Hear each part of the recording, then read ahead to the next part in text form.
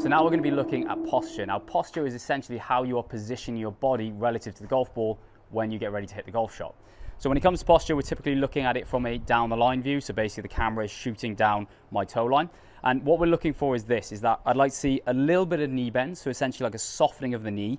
We don't want to see too much flex of the knees as if you're sitting down. And we definitely don't want to see straight legs like so, because that makes it very difficult for us to move as we'd like in the golf swing. So a little bit of softness in the knees. And then the crucial part is that to get over to the golf ball, because of course we're playing a game where the ball is on the ground and we are upright, we need to be creating some sort of tilt from the waist. In other words, it's as if I'm pushing my rear end back and my chest is falling forward. This would then put me in a position where I'm able to reach the golf ball without having to reach or stretch out my arms excessively. And that's going to be really important when it comes to being able to strike the ball correctly.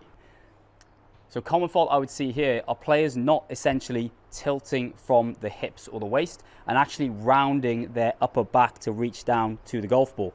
The problem with this is that when you do this position, that really jams up your spine, which makes turning incredibly difficult to do. And what we're going to see from there is we're going to see compensations. Basically, you're going to find yourself typically moving off the golf ball, making strike very difficult to be consistent with, or you're going to see a scenario where you can't get back very far, which is going to limit your swing length and you can create and the distance you can hit the golf ball. So once again, for the posture, we're looking for a little bit of softness in the knees and then a tilt over from the waist, essentially rear end going back, chest falling forward.